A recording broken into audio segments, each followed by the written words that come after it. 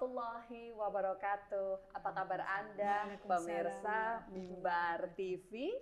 Mimbar TV, media informasi, komunikasi, dan edukasi. Senang sekali di hari ini kembali hadir saya Eli Prabowo yang menemani Anda, dan di hari ini kita akan berbincang mengenai sertifikasi halal. Siapa saja yang ada di dalamnya? Tentunya kalau sudah berbicara tentang sertifikasi halal, kita akan kaitkan pada pelaku UMKM di Jawa Timur. Seperti apakah? Nanti kita akan coba bahas karena sudah bersama dengan saya dua narasumber yang sangat luar biasa. Saya perkenalkan beliau dari Bina Paham Keagamaan dan Kepustakaan Islam Kemenak Jawa Timur. Ada Ibu Dr. Randa Umu Khoiriyah Hanum. Assalamualaikum Bu Hanum. Apa kabarnya hari ini? Baik, kita ngobrol tentang sertifikasi halal, banyak hal yang tentunya ingin saya tanyakan begitu ya. Dan tidak lengkap kalau Bu Hanum ngobrol menjelaskan banyak hal tentang sertifikasi halal tanpa kita tanya secara langsung. Seperti apakah mereka yang berkecimpung begitu ya, mereka yang membutuhkan sertifikasi halal itu tadi, yang tengah merasakan mungkin proses panjang menuju itu, atau mungkin ada banyak hal yang ingin disampaikan dari pelaku UMKM yang ada di Jawa Timur. Salah satunya kita hadirkan di studio Mimbar TV untuk hari ini. Beliau adalah Ibu Asri Fitriasari. Salah satu pelaku usaha kecil ya UMKM yang ada di Jawa Timur. Assalamualaikum Bu Fitri. Waalaikumsalam warahmatullahi wabarakatuh. Kabar baik juga. Alhamdulillah luar biasa. Wah, harusnya hari ini Bu Fitri bawa produknya loh ya. Ditunjukkan ya Bu ya. Ini loh display produk dari yang tengah diperjuangkan untuk sertifikasi halalnya. Sebelum saya ke Bu Fitri, saya akan coba ke Bu Hanum dulu. Bu Hanum, tema besar kita adalah sertifikasi halal. Ini apa sih Bu yang masuk dalam kategori layanan sertifikasi halal di Kemenak Jawa Timur? Apa bedanya juga mungkin kalau pemirsa, loh bukannya itu menjadi bagiankah dari Kemenak Jatim? Bu Hanum, monggo silakan. Terima kasih banyak Mbak Eli. Bismillahirrahmanirrahim. Assalamualaikum warahmatullahi wabarakatuh. Sebelum saya menjelaskan itu, perlu kita pahami bersama bahwa sertifikasi halal ini sejatinya kita umat Islam melaksanakan salah satu ayat Al-Quran. Dalam Al-Baqarah ayat 168, di sana dibunyikan, ya ayuhan nas kulu mimma fil ardi halalan thayyiban. Jadi wahai manusia, makanlah makanan yang ada di muka bumi ini yang halal dan thayyib.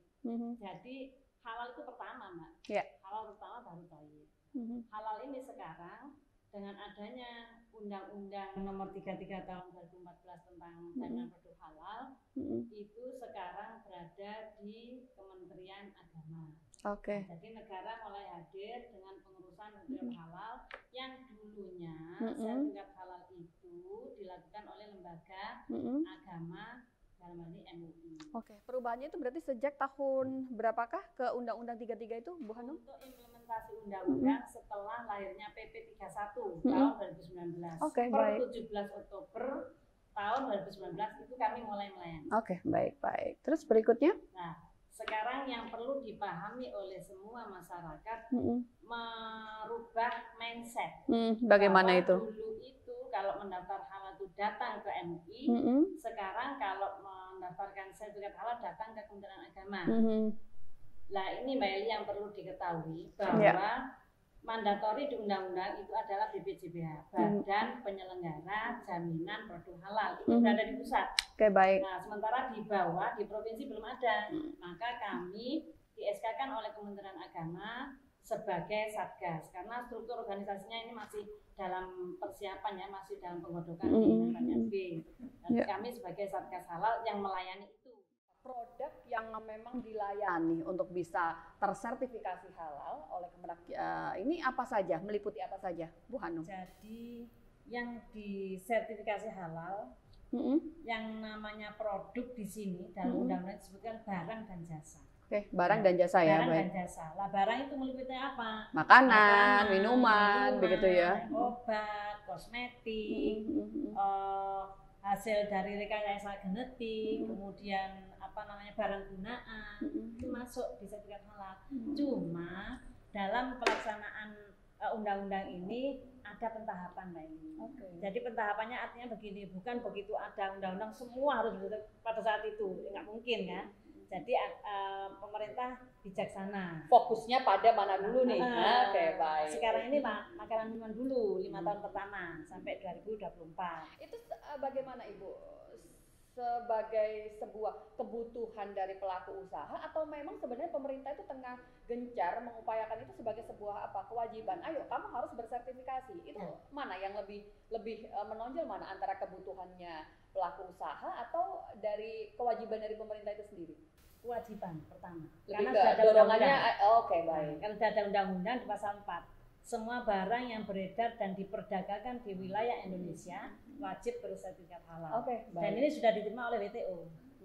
Kewajiban sertifikat halal ini. Oke, kita beralih dulu ke Bu Fitri. Bu Fitri, boleh tahukah usaha Anda ini bergerak di bidang apa? Kalau tadi Bu Hanum kan menyebutkan kita fokusnya ke makanan minuman dulu nih sebelum nanti bergeser ke jasa. Ibu termasuk yang kategori mana ini? Makan minuman. Mamin. Mamin ya. Ibu sejak sudah memiliki usaha ini, mengelola usaha ini sudah 5 tahun yang lalu. 5 tahun, terus merasa butuh tersertifikasi halal ini kapan Ibu? Yaitu setelah ada informasi kalau setiap produk yang diproduksi harus ada izin untuk untuk beredar. Ada label halalnya itu ya. Terus tanpa izin itu kita juga nggak bisa maju. Iya. Pernah nggak sih ada konsumen yang menanyakan ini sudah tersertifikasi halal belum? Pernah, pernah. Karena memang itu sudah mulai itu ya teliti orang-orang sekarang itu karena memang orang sekarang sudah melek informasi ya. Iya benar. Dari sana terus Anda bergerak untuk bisa mencari tahu. Iya benar. Waktu itu bagaimana Ibu? Cukup susahkah mendapatkan informasi untuk persyaratan mendapatkan sertifikasi halal ini? Enggak, waktu itu saya ada informasi Kemenak dulu, Kemenak Pusat, terus saya dialihkan karena saya cabangnya di Sidoarjo, Candi, saya ke Kemenak itu. Usaha Ibu Sidoarjo. masih lingkup Sidoarjo atau sudah sampai di beberapa wilayah di Indonesia? Karena saya enggak punya sertifikasi halal dan izin-izin lain saya enggak berani. Makanya ini yang membuat saya enggak bisa beredar jauh. Ini langkah menuju untuk karena saya kepingin keluar jauh Mbak. Kepingin produksinya lebih banyak dan lebih manfaat lagi untuk orang banyak. Gitu. Oke, baik. Berarti sudah mencari tahu, sudah coba melangkah. Sekarang tahapannya sudah sampai mana sih? Ini saya sudah masuk ke tahapan itu LPH, audit barang. Berarti kemarin untuk langkah pertama yang di Kemenak sudah lolos ya? Saya langkahnya masih persiapan. Berarti pada saat pendaftaran pun sebenarnya user ini sudah bisa melangkah ke LPH begitu, Bu Hanum? Ini tadi yang dimaksud bagaimana? Itu mempersiapkan mengaudit barangnya mau ngaudit barangnya saya sendiri, nanti apa aja, terus barang-barang yang sesuai izinnya apa aja, saya harus kemana itu saya pilih dulu, termasuk bahan tambahan barang itu saya harus cari sertifikasi dulu. Terperincikah itu? Iya. Harus. Sampai serinci apa sih kalau boleh digambarkan? Misalnya kalau saya ambil tepungnya harus bersertifikasi, ambil dagingnya harus bersertifikasi gitu. Semua harus ada sertifikasi. Jadi secara detail itu nanti akan ditanyakan ya Bu Hanum? Iya. Berarti Bu Hanum diceritakan sedikit dong sebenarnya untuk syarat pada saat tahapan pertama yang di Kemenak dulu sebelum di LPH itu apa syaratnya Bu? Jadi begini, persyaratan mendaftar sertifikat halal itu ada beberapa yang harus dipenuhi. Iya. Pertama aspek legal. Untuk saat ini karena PP 39 2021 ini sudah lahir dan sudah mulai dilakukan, persyaratannya harus NIB. Apa itu, Bu? Harus punya nomor izin berusaha. Nomor izin Ini mudah. Sudah. Melalui aplikasi lewat aplikasi bisa online berarti ya. Sudah. Baik. Terus berikutnya dia harus memiliki penyelia halal. Nah, ini yang beda dengan memiliki dulu. apa Ibu? Penyelia halal. Penyelia halal itu seseorang yang ditunjuk oleh pelaku usaha, dia bertanggung jawab penuh pada proses produk halal pelaku usaha itu. Jadi mulai dalam hal penyiapan, mulai dalam hal proses sampai penyajian, pengemasan sampai pendistribusian ini penyelia halal dan syaratnya wajib beragama Islam. Karena kan halal syariat Islam. Betul. Kalau pelaku usaha boleh Muslim kan. Tapi untuk yang penyelia Islam, penyelia halalnya tadi harus Islam. Oke, baik. Kemudian dia harus membuat matrik bahan. Nah ini matrik bahan di dalam pendaftaran sertifikat halal itu di situ ada kolom bahan apa saja yang digunakan. Tidak boleh ada penipuan. Tidak boleh rekayasa. Tidak boleh. Jadi tidak ada dusta di antara kita. Termasuk urusan makanan. Ya, harus jelas. Iya. Ditulis semua. Ditulis semua. Di sini ada menu-menunya apa saja. Kemudian bahan-bahan ini produsennya siapa? Apakah sudah bersertifikat atau belum? Nah, MUI itu sudah mempunyai daftar positive list. Jadi kalau itu bahan masuk dalam positive list tidak perlu sertifikat halal. Ini kan dari bahan-bahannya itu. Tetapi kalau di luar itu harus, kalau dia tidak ada sertifikat halal, MUI tidak mau mengeluarkan fatwa. Makanya tadi Mbak Fitri kan memilah bahan-bahan apa, karena nanti pada saat pelaksanaan audit, kami kebetulan juga pernah mendampingi, itu memang dilihat, ditanyakan bahannya apa, mana bungkusnya, mana notanya. Kadang pelaku UKM itu kan belanjanya di pasar. Mereka tidak ada. Nah, kalau di pasar itu, ini yang memang ruwet. Maka kalau di pasar, pelaku usaha juga harus tanya. Bahannya apa? Kalau andaikan itu dijual eceran, ini pasti kan ada induknya. Nah, itu harus ditanya. Nanti ditanya itu. Terus dia sudah sertifikat atau belum?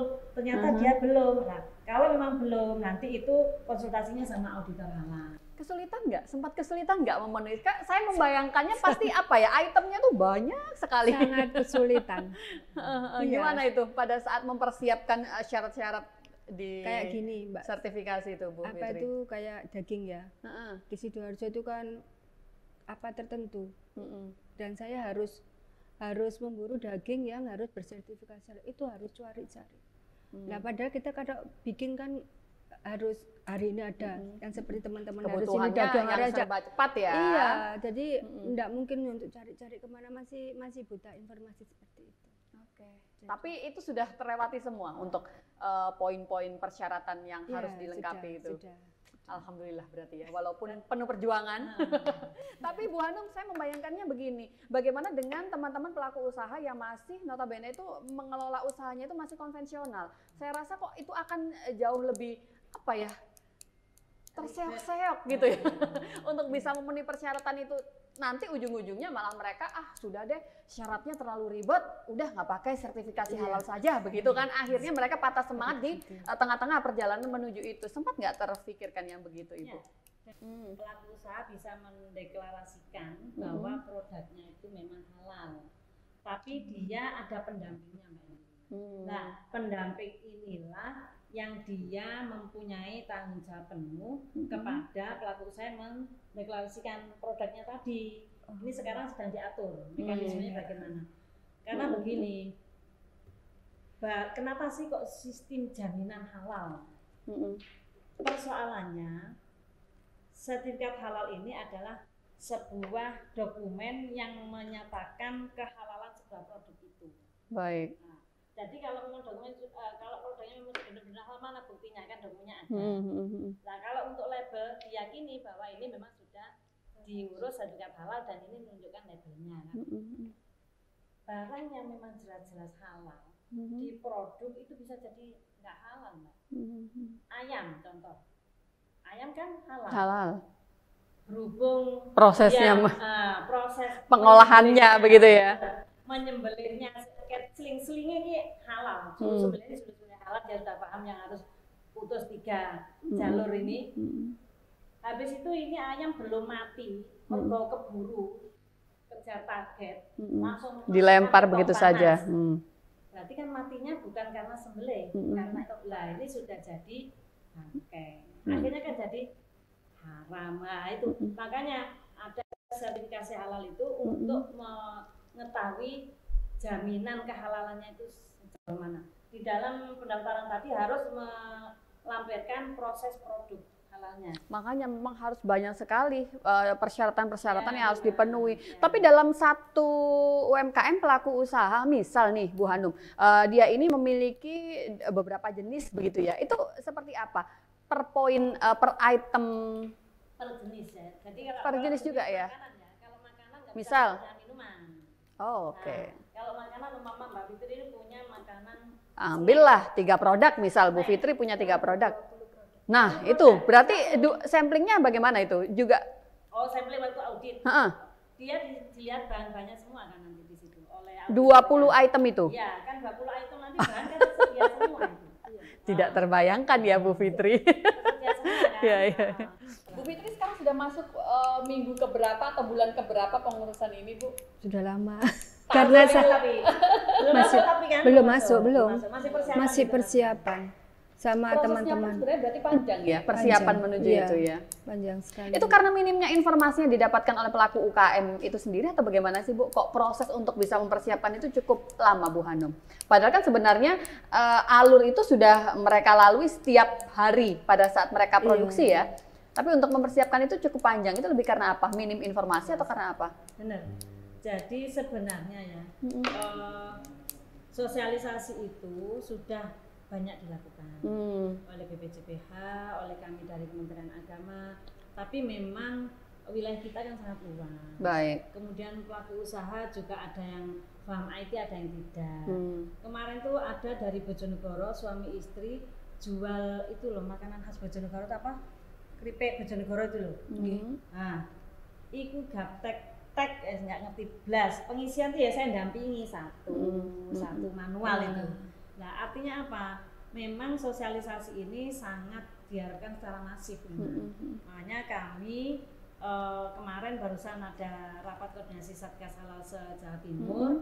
Kita itu di KUA punya ini Mbak, penyuluh agama bidang halal. Nah, ini kita jalan satu-satunya melalui penyuluh agama. Semoga dari sana akan informasi bisa lebih terdistribusi lebih masif lagi begitu ya. Oke, Bu Fitri, adakah share dari teman-teman Anda seperjuangan pelaku UMKM yang memang tengah memperjuangkan sertifikasi halal ini? Apa sih mungkin yang sempat disampaikan, dikeluhkan, diharapkan jauh lebih baik lagi untuk pengurusan halal ini, Bu? Teman-teman itu kan perizinan juga itu, yang masalah perizinan, karena ya informasi yang sedang kita informasi yang beredar itu harus BPOM dulu, PRT, BPOM baru halal. Padahal perurusan di sini juga susah. Teman-teman juga biaya juga. Padahal untuk biaya teman-teman UKM kan ya seperti itu.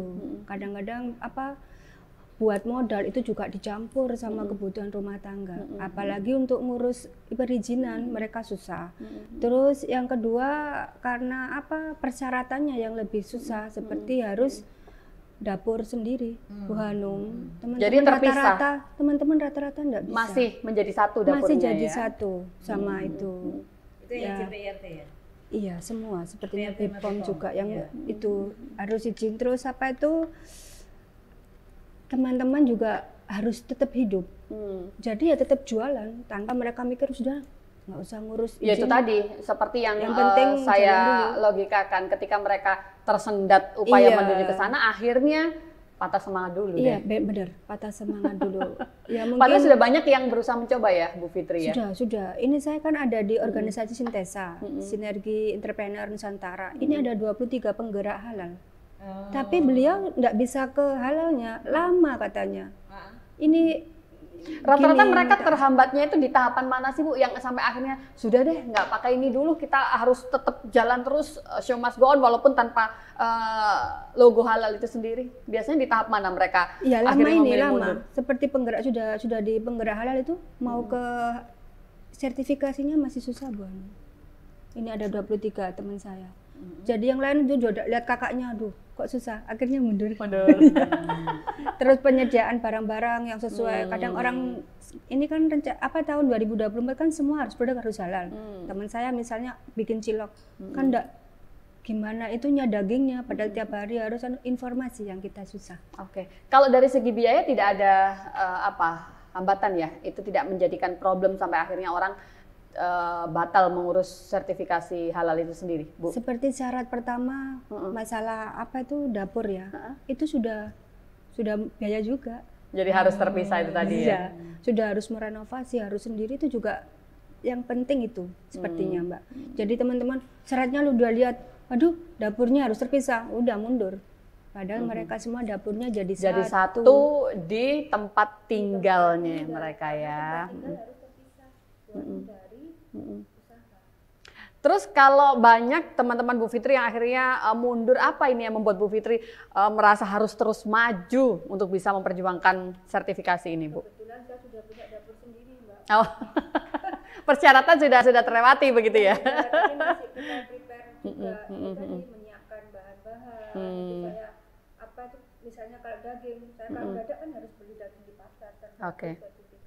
Jadi minimnya informasi, mungkin kalau saya minta ke Bu Hanum bagaimana terobosan pemerintah untuk mengatasi kami yang cari bahannya susah. Betul. Harus ke pasar, bahan tambahan kayak bawang peri gitu, apa juga harus sertifikasi halal apa gimana gitu. Lebih dimudahkan, lebih dipersingkat karena tentunya ada upaya mau mensertifikasi itu kan berarti sudah ada niat baik.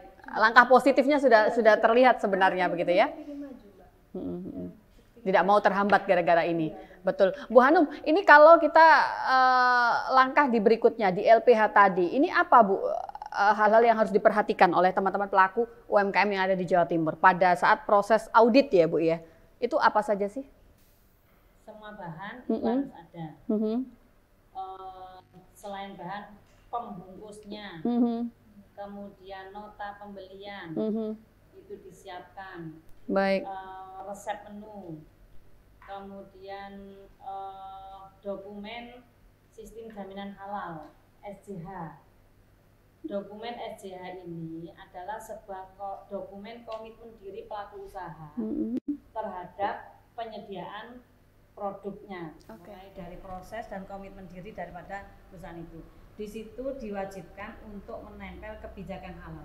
Di dokumen SJH itu sudah dibuatkan template oleh LPH.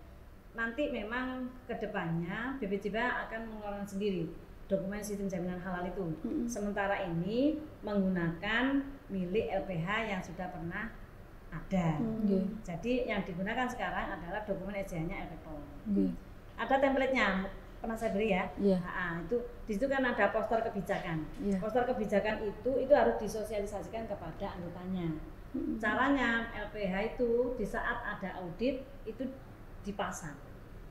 Nah, itu salah satu komitmen, salah satu bentuk komitmen. Kemudian harus melakukan audit internal pelaku usaha di dalam itu. Jadi apakah sudah pernah diadakan sosialisasi, apa pernah pembinaan, bagaimana penyimpanannya, itu harus dilakukan audit internal. Dan nanti pihak auditor akan ngecek dokumen itu dan melihat lingkungan. Memang Mbak Eli, saya kemarin sempat monitoring ke pelaku usaha yang kami fasilitasi. Kan kami ada program nikmat. Apa itu Bu? Pemberian fasilitasi sertifikat halal. Fasilitasi di sini artinya membantu biaya. Karena kemarin pembiayaan ada semacam subsidi gitu ya? Iya, subsidi. Jadi UKM tidak berbayar, ditanggung oleh pemerintah. Wah, disambut baik dong tentunya Ibu. Ya. Antusiasnya cukup banyakkah yang bergabung di situ? Sangat banyak, tapi kita yang tidak bisa membeli. Terbatas ya. Jadi kuota 3.268 insya Allah. Kita mendapatkan 431, paling besar di Jawa Timur. Dalam waktu yang sangat minim, ini juga hikmah dari haji nggak jadi berangkat.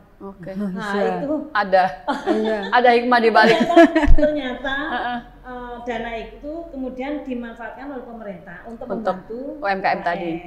Dalam sertifikat halal. Saya nengok Mbak, memang nggak tega kalau mereka suruh bayar 3 juta. Iya. Nah, tapi 3 juta itu proses dari awal sampai selesai Bu ya?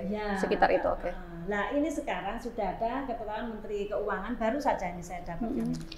Bagaimana? Mungkin bisa sekalian disampaikan Ibu. Nomor 57 tahun 2021. Di sini tentang tarif layanan BLU BPJPH. Jadi BPJPH ini kan sebagai BLU. Nah nanti ada layanan-layanan termasuk pendaftaran, termasuk audit, itu rinci sekali. Cuman turunan dari Permenku ini akan dikeluarkan peraturan BPJPH. Jadi nanti insya Allah lebih kecil daripada yang sebelumnya. Baik. Prosesnya ini berarti berapa lama sih Bu dari awal mereka datang mendapatkan syarat sampai dengan akhirnya keluar sertifikasi halal tuh rata-rata membutuhkan waktu berapa lama Bu Hanum? Kalau pendaftaran di kami sebenarnya sehari bisa selesai. Tapi kalau sampai proses mendapatkan sertifikasi itu sendiri butuh waktu berapa lama? Kalau di audit di LPH, kalau di undang-undang keuangan kan 20 hari, 3 bulan 40. Nah, tetapi ternyata ya tadi saya sampaikan antriannya tidak bisa ideal seperti itu. 6 bulan? Kira-kira 6 bulan? Kisarannya begitu. 6 bulan. Bahkan lebih ada mungkin yang lebih, kemarin ada yang lebih, apalagi terkena pandemi. Nah, prosesnya tidak bisa maksimal. Belum lockdown yang pusat, lockdown di daerah. Benar memang lewat online, tapi yang seperti nyetak sertifikat kan nggak bisa. Nah, tetap harus datang. Kemudian kemarin juga sempat MUI lockdown sampai 3 bulan karena kena habis Munas, ada beberapa yang kena. Jadi memang ada pelayanan tidak bisa diberikan secara maksimal tentunya ya. Oke Ibu, ketika sudah mendapatkan sertifikasi halal itu sendiri, apakah sebenarnya pelaku UMKM itu butuh untuk meregistrasi ulang? Dalam arti jangka waktu berapa tahun mereka harus mengurus kembali, mengupgrade kembali, begitukah sebenarnya? Betul. Jadi Mbak, untuk berdasarkan undang-undang ini, sertifikat halal yang dulunya itu hanya 2 tahun, sekarang 4 tahun. Lebih panjang. Bernafasnya nggak panjang. 4 tahun. Kemudian 3 bulan sebelum berakhir segera ngurus untuk perpanjangan. Dan itu tahapannya samakah atau sebenarnya lebih simpel Bu? Kalau untuk mengulang? Kalau untuk beda ya. Simple. Karena apa? Data-data kan sudah masuk. Maka saat perpanjangan mereka hanya melampirkan sertifikat halal yang dari BPJPH itu dikopi, kemudian membuat pernyataan bahwa bahan sesuai tidak ada perubahan, proses produknya tidak tetap ada sama perubahan dengan bermaterai. Nah, itu. Nah, nanti setelah itu dikirim ke BPJPH. Oke, baik. Ini terakhir dari Bu Fitri. Apa Bu Fitri yang bisa Anda sampaikan untuk pemirsa Mimbar TV, termasuk juga mungkin untuk teman-teman pelaku UMKM yang ada di Jawa Timur nih? Apa saja mungkin hal-hal yang bisa Anda remind kembali, Anda ingatkan berkaitan dengan pengurusan sertifikasi ini? Ya, kalau saya himbau ke teman-teman UKM ya tetap semangat, harus tetap melanjutkan usaha ya, untuk mencari informasi sebanyak-banyaknya, jangan putus asa untuk biar dapatkan izin ini, gitu aja. Oke, baik. Ini tentunya menjadi satu penyemangat tersendiri juga untuk teman-teman pelaku UMKM yang ada di Jawa Timur. Kalau dari Bu Hanum, apa Bu? Mungkin ada hal-hal yang belum saya singgung, termasuk program yang ada di dalamnya mungkin. Ada hal-hal yang butuh untuk tersosialisasikan. Mumpung nih, seluruh pemirsa Mimbar TV, mungkin ada para pelaku UMKM yang tengah mencari tahu, karena itu tadi kita sudah sepakat minimnya informasi yang tidak terdistribusikan secara maksimal menjadikan penghambat begitu ya. Betul. Bagaimana Ibu? Monggo. Saya bersyukur sekali ada forum ini Mbak Eli, sehingga bisa menyuarakan ke para pelaku usaha. Ada ruang begitu ya. Ada ruang. Saya juga UMKM ini memang sebagai penopang ekonomi nasional. Hebat sekali mereka. Jadi begini, untuk pendaftaran ini sebenarnya kami ada aplikasi di Telegram. Untuk mengetahui. Ini perlu juga kita coba. Andai nanti bisa dibuatkan semacam slide begitu ya. Berarti ini langkahnya? Bisa dibuka Telegram. Jadi kalau yang belum punya Telegram maka akan install Telegram dulu. Silakan diinstal ya pemirsa. Terus kemudian diketik halal spasi Jatim. Baik, diregistrasi begitu ya.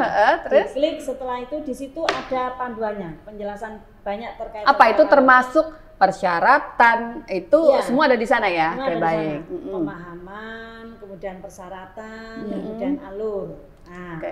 Atau lagi, kalau pelaku usaha kepingin cepat, tidak usah manual melalui kami, bisa melalui aplikasi Si Halal. Aplikasi Si Halal ya. Tapi melalui ptsp.halal .halal.go.id. Nah itu nanti pelaku usaha buat akun dulu. Cuman nanti kalau sudah mendaftar, pelaku usaha ngeceknya juga langsung ke situ dengan pusat. Nanti kalau memang ada hal-hal yang perlu dibantu oleh kami, bisa menginformasikan ke kami. Paling tidak pelaku usaha yang sudah melek teknologi ini sepertinya akan lebih mudah. Iya. Masalah yang nggak melek teknologi itu banyak di sekitar kita. Kita tidak menutup mata dengan kondisi itu begitu ya. Makanya bagi yang tidak melek IT, kami persilakan datanglah ke Kementerian Agama, daerah masing-masing untuk mendapatkan informasi itu. Sebenarnya kalau mereka masih belum paham alur, itu datang ke kota masing-masing di kementerian itu terlayanikah dalam arti dipandukah atau bagaimana sih? Dipandu. Teman-teman Satgas Halal siap memandu para pelaku usaha dalam proses pendaftaran. Siap memandu. Nanti andaikan ada kesulitan dalam masukkan ke serol, karena saat ini kita kan online-nya masih dipersiapkan. Itu juga ditemani sama tim Satgas Halal di daerah. Oke. Baru nanti Mbak Eli, ini kan sedang dipersiapkan nih. Si halal itu nanti akan menjadi aplikasi pendaftaran sertifikat halal. Karena begitu pelaku usaha daftar di si halal, ini dokumen sudah integrasi ke LPH. Sudah terintegrasi, itu yang akan lebih mempercepat ini masih dipersiapkan. Dan itu integrasi dengan aplikasi OSS. Makanya NIB harus. Iya, saya udah punya NIB. Ibu, target dari teman-teman di Satgas Halal sepanjang tahun 2021, ini targetnya berapa banyak mereka yang nantinya sudah mendapatkan sertifikasi halal dari Kemenak ini, Bu? Kalau target saya sih dalam hal ini bisa 2000 ya. Sekarang sudah ada di angka berapa, Ibu? Sampai dengan bulan kalau ini Juni? Mulai tahun kemarin sampai sekarang ada 2.300-an. 2.300 sepanjang 19 sampai 20. Dari 19 sampai 20 begitu ya. Karena itu kan tahapan awal yang sangat ribet lah. Sekali. Nah, ini kan kita sudah banyak sosialisasi yang penunjang utamanya itu program fasilitasi dari dinas-dinas, Mas. Dinas-dinas sudah pada lapor, Bu, saya mau fasilitasi 100, mau 80, ini sudah banyak. Nah, itu nanti kalau memang target saya tahun ini bisa 2000 ya alhamdulillah. Oke. Semoga semakin banyak yang terfasilitasi, mendapatkan kemudahan, begitu ya Bu Fitri ya? Tapi gini, Mbak, yang perlu saya sampaikan, ini banyak teman-teman kami yang lingkungan kami yang tidak mengikuti organisasi. Jadi makin sendiri-sendiri nggak ingin kasih yang bicara mungkin informasi desa harus memang ada pendampingan Iya, memang. Ini kita belum bicara daerah-daerah terpencil yang ada di Jawa Timur. Ini padahal kita masih bicara Surabaya, Sidoarjo, Gresik yang notabene adalah kota besar saja sudah gagap-gagap begitu ya.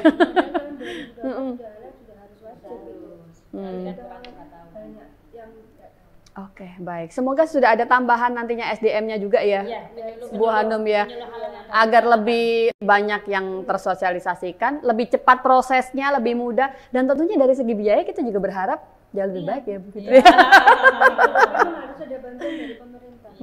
Semacam subsidi begitu ya. Soalnya antara biaya untuk industri sama yang kita kecil hampir sama. Antara yang izin industri. Oh. Baik. Jadi harus di industri itu yang langsung membuat sama jual sama dengan UKM yang hanya menjual itu aja. Ada yang misalnya cilok, ada misalnya gorengan, ada itu kan sudah harus sertifikat semua. Itu nanti izinnya kan nanti sama dengan yang UMKM. Makanya itu sekarang sedang diatur tadi Mbak. Enggak ada subsidi. Ya, aturan turunan dari peraturan Menteri Keuangan ini sekarang sedang diatur oleh BPJPH. Insya Allah itu ada tekanan. Semoga deh nantinya akan jauh lebih mudah begitu ya, lebih banyak mempersingkat alur yang panjang tadi, lebih banyak kemudahan, betul. Saya dengar nanti 0 rupiah bagi UKM, tapi 0 rupiahnya ditopang dari yang lain, dari pemerintah. Semoga ini akan menjadi angin segar bagi teman-teman pelaku UMKM yang ada di seluruh Jawa Timur tentunya, begitu ya. Semangat terus untuk mengupayakan sertifikasi halal dan tentunya semangat juga untuk Bu Hanum memberikan pelayanan yang terbaik begitu ya untuk teman-teman yang ada di seluruh Jawa Timur. Terima kasih Bu Hanum, terima kasih Bu Fitri sudah bersama dengan kita di Mimbar TV, begitu ya, media informasi, komunikasi dan edukasi tentunya. Semoga apa yang kita perbincangkan di hari ini bisa memberikan manfaat untuk kita bersama. Saya Eli Probo pamit, sampai jumpa. Wassalamualaikum warahmatullahi wabarakatuh.